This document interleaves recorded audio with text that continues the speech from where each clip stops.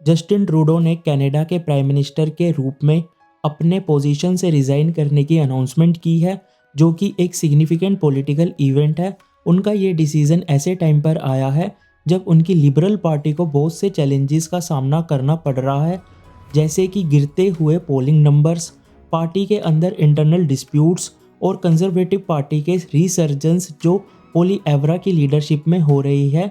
Ottawa में हुए एक प्रेस कॉन्फ्रेंस में ट्रूडो ने अपने टेन्योर के बारे में डिटेल में बताया, जहां उन्होंने अपने अच्छे काम और उनके सामने आए चैलेंजेस का जिक्र किया।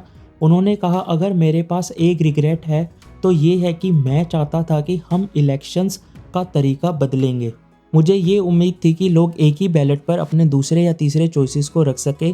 उनका कहना था कि वो चाहते थे कि वोटर्स को अपने कैंडिडेट्स चुनने का ज़्यादा मौका मिले ताकि वो अपनी पसंद के अकॉर्डिंग वोट दे सके। ट्रूडो की रेजिग्नेशन की वजह उनकी पार्टी के अंदर के प्रॉब्लम्स थी। लिबरल पार्टी को बहुत सारे लोगों के बीच में डिसकंटेंट देखने को मिला है, जिससे उनका सपोर्ट और भी कम हुआ है। इस टाइम ट्रूडो को पता चला कि उनकी लीडरशिप कंटिन्यू करना मुश्किल है जब उनकी पार्टी के अंदर ही लोग उनको सपोर्ट नहीं कर रहे।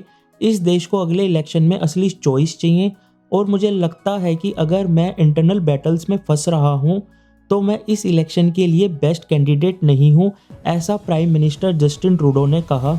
जब ट्रूडो ने 2015 में लिबरल पार्टी को जिताने में सक्सेस अचीव की, तब उन्हें एक प्रोग्रेसिव लीडर की तरह देखा गया।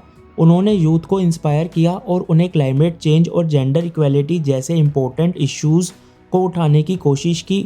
उनके लीडरशिप के दौरान उनका टैलेंट और उनका स्ट्रॉन्ग मैंडेट उनकी पार्टी के लिए फ़ायदेमंद रहा, लेकिन पिछले कुछ टाइम से उनके काम पर कुछ न्यू क्रिटिसिज्म सामने आई है। उनके डेप्यूटी प्राइम मिनिस्टर और फाइनेंस मिनिस्टर क्रिस्टिया फ्रीलैंड ने भी पिछले साल रिज़ाइन किया। उन्होंने ट्रूडो पर यह इल्ज़ाम लगाया कि वो सिर्फ पॉलिटिकल गिमिक्स का सहारा ले रहे हैं ताकि वोटर्स को अट्रैक्ट कर सके, जबकि उन्हें लॉन्ग टर्म इकोनॉमिक स्टेबिलिटी की तरफ ध्यान देना चाहिए। दुनिया के लिए ये एक शौक था जब ट्रूडो ने रिज़ाइन करने की अनाउंसमेंट की और इसके तुरंत बाद उनका स्टेटमेंट आया, जिसमें उन्होंने कंजर्वेटिव पार्टी के लीडर पोली एवरा के रास्ते को दिखाते हुए कहा, इस टाइम कंजर्वेटिव पार्टी कुछ एजेंडास को प्रमोट कर रही है जो लोगों को फैसिनेट कर रहे हैं, लेकिन रियलिटी ये है कि लोगों की असली समस्या है जो उन्हें नहीं देखी है। ट्रूडो के रेजिग्नेशन का ये टाइम लिबरल पार्टी के लिए एक टफ चैलेंज बन गया है। इसके साथ ही पोलिंग नंबर्स के हिसाब से उनकी पार्टी कंजर्वेटिव से 20 पॉइंट से ज़्यादा पीछे है। लोग inflation, rising cost of living और हाउसिंग के इश्यूज से नाराज़ है जो उनकी पार्टी के अगेंस्ट जा रहे हैं। देश में राइट विंग पॉपुलिज्म की बड़ी हवा चल रही है, जिसमें पोली एवरा का लीडरशिप काफ़ी एक्टिव है।